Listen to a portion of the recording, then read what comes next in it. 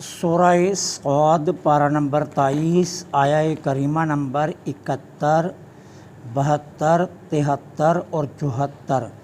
نحمدہ ونصلی ونسلم علی رسولہ الکریم، اما بعد فاعوذ باللہ من الشیطان الرجیم، بسم اللہ الرحمن الرحیم۔ اذ قال ربک للملائکۃ انی خالق بشرا من طین فَإِذَا سَوَّيْتُهُ وَنَفَخْتُ فِيهِ مِن رُّوحِي فَقَعُوا لَهُ سَاجِدِينَ فَسَجَدَ الْمَلَائِكَةُ كُلُّهُمْ أَجْمَعُونَ إِلَّا إِبْلِيسَ اسْتَكْبَرَ وَكَانَ مِنَ الْكَافِرِينَ۔ صدق اللہ العظیم۔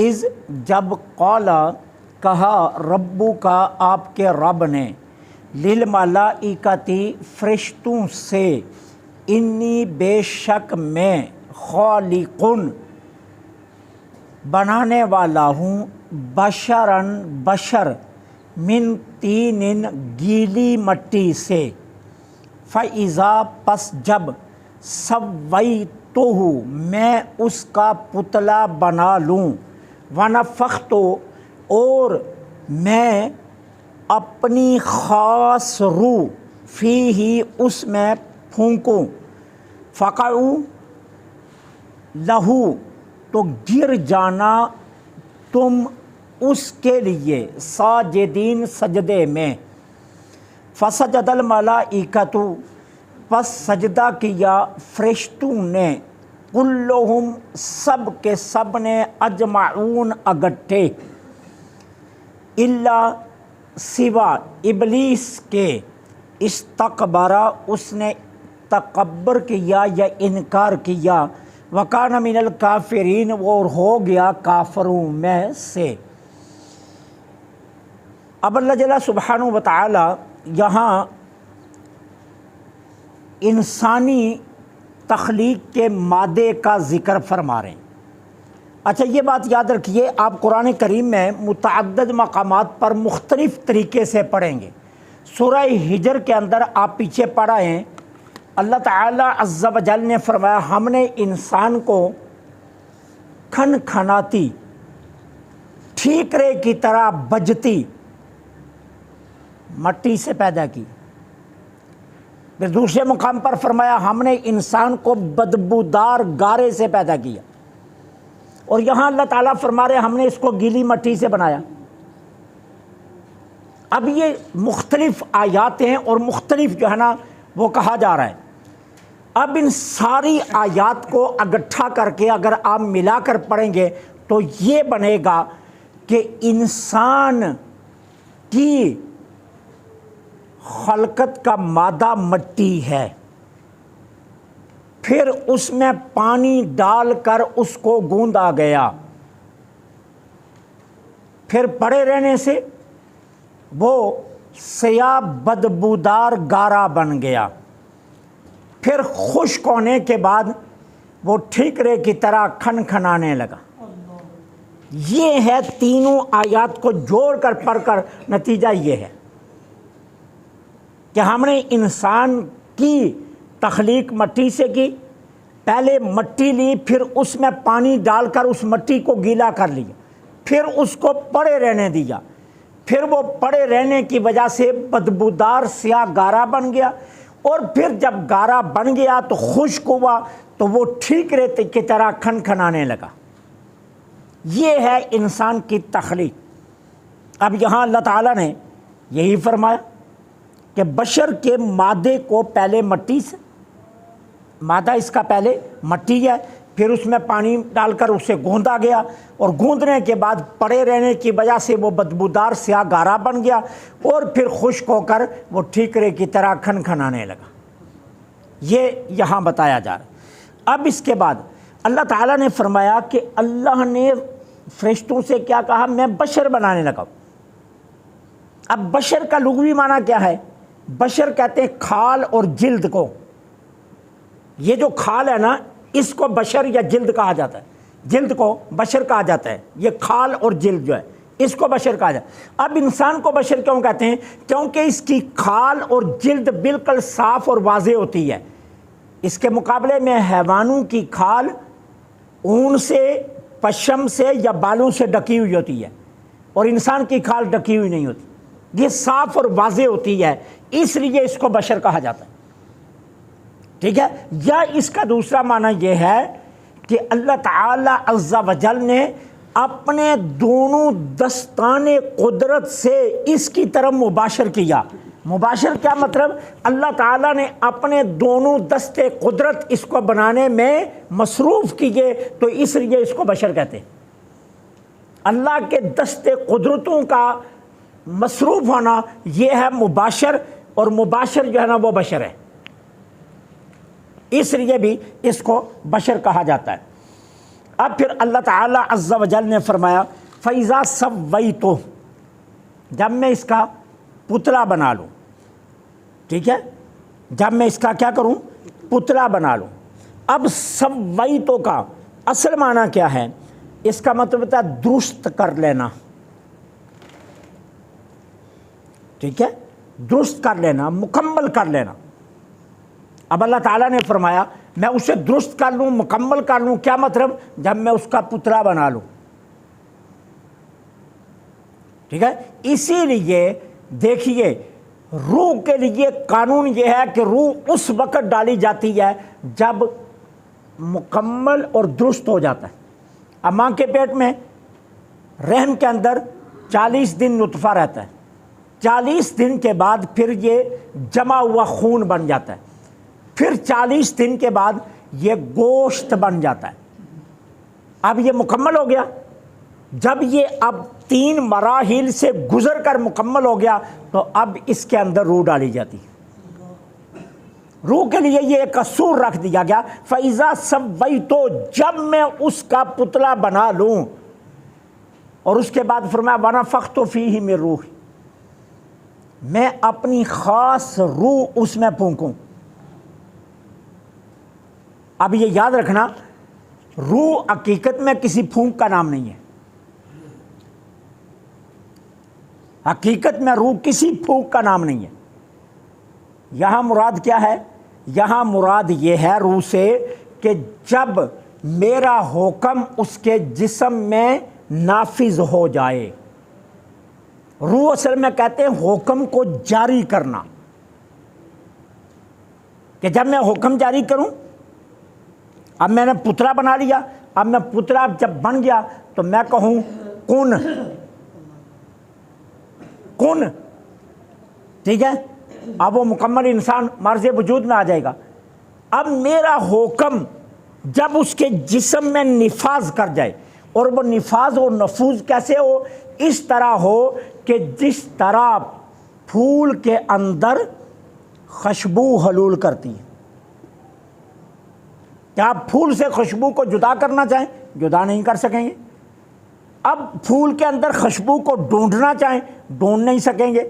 وجود پھول کا ہوگا، خوشبو کا کوئی وجود نہیں ہوگا۔ آپ کو نظر پھول آئے گا لیکن اس کے اندر سے خوشبو آئے گی۔ اب اگر اندر سے آپ خوشبو کو جدا کرنا چاہیں نہیں کر سکیں گے، آپ ڈھونڈنا چاہیں ڈھونڈ نہیں سکیں گے، آپ خوشبو کو تلاش کرنا چاہیں تلاش نہیں کر سکیں گے، لیکن خوشبو اندر ہے ضرور۔ اب وزن کس کا ہوگا؟ جسم کا، خوشبو کا کوئی وزن نہیں ہے۔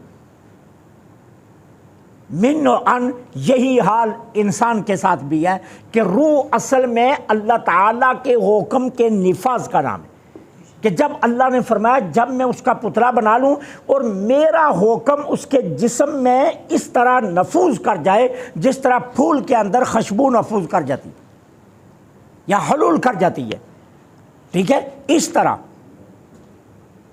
کہ وہ انسان بن جائے، مکمل ایک وجود مرض وجود میں آ جائے۔ یہ ہے اصل میں روح۔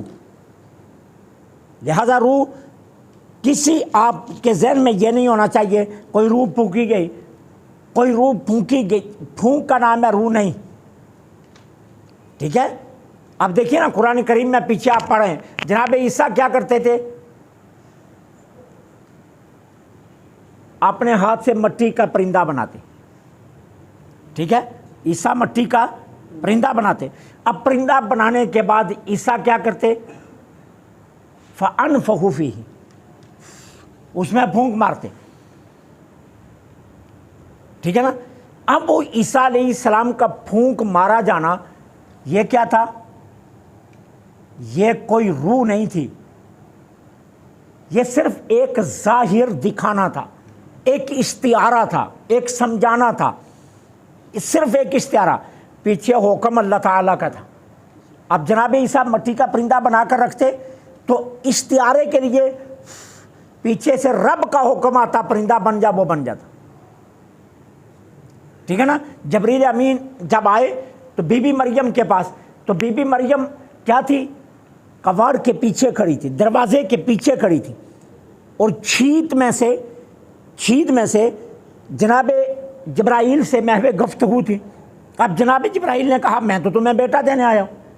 تو انہوں نے کہا میرے ہاں بیٹا کیسے ہو سکتی ہے؟ نہ میں باغیہ ہوں، نہ میں نے بغاوت کیا، اور نہ میں نے شادی کیا، بیٹا کیسے ہو سکتا؟ تو کہا نہیں، اللہ کا یہ حکم ہے، اللہ کا یہ حکم ہے. اب اللہ کے حکم کا نفوذ جو تھا اس کو ظاہر کرنے کے لیے استعارہ کیا دیا کہ جب بی بی مریم عین سوراخ کے برابر آئی تو اسی سوراخ سے جبرائیل نے بی بی مریم کے سینے پر پھونک مار دی. اب جبرائیل محو پرواز ہو کر واپس رب کی بارگاہ میں چلے گئے اور بی بی حاملہ ہو گئی. ٹھیک ہے. تو یہ استعارہ ہے، وَنَفَخْتُ تو یہ استعارہ ہے، حقیقت نہیں ہے. حقیقت اور چیز ہے، حقیقت ہے اللہ کا حکم. اسی لیے سورہ بقرہ میں جب کفار مکہ حضور کے پاس جمع ہو کر آئے نا، انہوں نے کہا ایک سوال کریں گے جس کا جواب یہ نہیں دے سکیں گے. یقیناً بالیقین ان کے پاس کوئی جواب نہیں ہے. اور سوال کیا کیا؟ آپ بتائیے روح کیا ہے؟ اللہ نے فوراً وہی کیا بھیجی؟ یسألونک عن الروح، آپ سے سوال کرتے ہیں روح کے بارے میں. قل الروح من امر ربی، کہہ دو روح میرے رب کا امر ہے. حکم، وہاں حقیقت کو بیان کر دیا گیا کہ روح اصل میں اللہ کے امر کا نام ہے. اب اللہ تعالیٰ نے حکم دیا مٹی کے پتلے کو، تو گوشت پوست ہڈیوں والا بن جا، وہ بن گیا. ٹھیک ہے. اب موت کیا ہے؟ اللہ تعالیٰ اسی حکم کو واپس لے لیتا ہے. موت اس حقیقت کا نام ہے. ٹھیک ہے نا. موت اس حقیقت کا نام ہے کہ اللہ تعالیٰ وہی حکم جو جاری کیا ہوتا ہے اللہ نے، وہی حکم اللہ واپس لے لیتا ہے. اب جب اللہ وہی حکم واپس لے لیتا ہے تو پھر موت واقع ہو جاتی ہے. تو یہ روح کی حقیقت کو بیان کیا. تو فرمایا جب میں اس کا پترا بنا لوں اور اپنی خاص روح اس میں پھونک دوں، فقعوا لہ ساجدین، تم سب اس کے لیے سجدے میں گر جانا. فرشتوں کو حکم دیا گیا. اب سجدے کا جو لفظ ہے نا، حد رکوع تک جھکنے کو بھی سجدہ کہتے ہیں عربی زبان میں، یہ یاد رکھنا. اور زمین پر ماتھا رکھنے کا نام بھی سجدہ ہے. عربی زبان میں یہ لفظ دونوں حالتوں کے لیے بولا جاتا ہے. حد رکوع تک جھکنے کو بھی سجدہ کہتے ہیں، اور زمین پر ماتھا رکھنے کو بھی عربی زبان میں سجدہ ہی کہتے ہیں. لیکن یہاں حد رکوع تک جھکنا نہیں تھا، یہاں زمین پر ماتھا رکھنا تھا، یہ سجدہ تھا. لیکن یاد رکھنا یہ سجدہ تھا تعظیم کا، عبادت کا سجدہ نہیں تھا. پہلی تمام شریعتوں کے اندر تعظیم کا سجدہ جائز تھا. جیسے سورہ یوسف میں آپ پڑھ کر آئے ہیں کہ جناب یعقوب علیہ السلام نے اور حضرت یوسف علیہ السلام کے بھائیوں نے مل کر حضرت یوسف کو سجدہ کیا، تو وہ تعظیم کا سجدہ تھا. ٹھیک ہے. تو تعظیم کا سجدہ پہلی تمام شریعتوں کے اندر جائز تھا. ہمارے آقا کریم علیہ الصلوۃ والسلام کی شریعت میں تعظیم کا سجدہ بھی جائز نہیں ہے. عبادت کا سجدہ سوائے اللہ کے کسی کے لیے جائز نہیں ہے. اور آدم سے لے کر ہمارے آقا کی شریعت تک کسی نبی کے دور میں بھی عبادت کا سجدہ اللہ کے علاوہ کسی کے لیے جائز نہیں رہا ہے. البتہ پہلی شریعتوں میں تعظیم کا سجدہ جائز تھا، اور وہ ہمارے آقا کی شریعت میں آ کر وہ بھی منع ہو گیا. حضرت قیس بن سعید رضی اللہ تعالیٰ عنہ کوفہ سے دور نجف گئے ہوئے تھے. نجف نے کیا دیکھا کہ نجف کے سردار کو نجف کے لوگ سجدہ کرتے. حضرت قیس بن سعید مدینے واپس آئے, عرض کی حضور میں نے نجف میں ایک کام دیکھا ہے. کیا دیکھا؟ جی نجف کے سردار کو اہل نجف سجدہ کرتے. اچھا پھر؟ حضور ہمارا جی چاہتا ہم بھی آپ کو سجدہ کریں. وہ جس طرح سجدہ کرتے ہیں نا, ہمارا جی بھی چاہتا ہے ہم بھی آپ کو سجدہ کریں. آقا کریم علیہ الصلوۃ والسلام نے فرمایا ایک بات مجھے بتاؤ, اچھا ابھی میں تمہارے اندر موجود ہوں, اگر اللہ تعالیٰ مجھے واپس بلا لے اور تمہارے ہی درمیان میں میری قبر بن جائے اور تم میری قبر سے گزرنے لگو, پھر کیا کرو گے؟ پھر میری قبر کو سجدہ کرو گے؟ حضرت قیس بن سعید کو سرکار نے فرمایا کیا پھر تم میری قبر کو سجدہ کرو گے؟ عرض کی حضور نہیں, قبر کو تو سجدہ نہیں کریں گے کیونکہ قبر کو سجدہ کرنا منع ہے. تو فرمایا پھر میری ذات کو سجدہ بھی منع ہے. فرمایا اگر میں نے کسی ذات کے لیے سجدے کو جائز رکھنا ہوتا تو میں عورت کو حکم دیتا وہ اپنے خامد کو سجدہ کرے, کیونکہ جتنے حق عورت کے اوپر خامد کے ہیں پھر جائز بنتا ہے کہ عورت اپنے خامد کو سجدہ کرے. تو اس لیے ہمارے آقا کی شریعت میں سجدہ تعظیم کا بھی منع ہے, لیکن آدم علیہ السلام کو جو سجدہ کروایا گیا تھا یہ تعظیم اور تکریم کا سجدہ تھا. اور یہ اصل میں سجدہ کس کو تھا؟ پتلا آدم کو نہیں تھا. پتلا آدم کے اندر جو اللہ نے روح ڈالی تھی یہ اس روح کو سجدہ تھا. اسی لیے فرمایا پتلا بنا لوں تو سجدہ نہ کرنا, جب میں اپنی روح اس میں پھونک دوں تو پھر سجدے میں گر جانا. تو اصل میں وہ امر ربی کو سجدہ تھا کہ امر ربی کا کمال کیا ہے, وہ اس کی تعظیم اور تکریم کیوں ضروری تھی. اب آپ خود سوچئے, اب یہ ممبر ہے لکڑی کا, آپ کے سامنے ہے, میں اس سے کپڑا اتار دیتا ہوں, اب یہ ممبر لکڑی کا ہے, آپ دیکھ رہے, اب میں کھڑے ہو کر اس ممبر کو کہوں کن, اور یہ ممبر ایک انسانی شکل اختیار کر جائے تو آپ کیا کریں گے؟ اش اش کر اٹھیں گے, سبحان اللہ سبحان اللہ کیا کمال ہے, عجیب ہوا. ایک لکڑی سے گوشت پوست ہڈیاں بال بن گئے اور لکڑی بولنا شروع ہو گئی. اتنا حیران کن منظر ہوگا, یہاں دنیا امٹ کر آ جائے گی کہ وہ منظر نامہ دیکھیں تو صحیح. ٹھیک ہے, اب ایک مٹی بدبودار گارے ٹھیکرے کی طرح کھنکھناتا پتلا کھڑا تھا اور رب نے کہا کن, وہ گوشت پوست ہڈیاں خوبصورت شکل حسین و جمیل چہرہ آدم کی شکل میں آ گیا. تو فرمایا فقعوا لہ ساجدین, اس بدلتے منظر کو دیکھ کر تم سجدے میں گر جانا. تو وہ سجدے میں گر. اب اس کے بعد فرمایا فسجد الملائکہ, پس ملائکہ نے سجدہ کیا. اب ملائکہ کا لفظ یہ جمع کا ہے.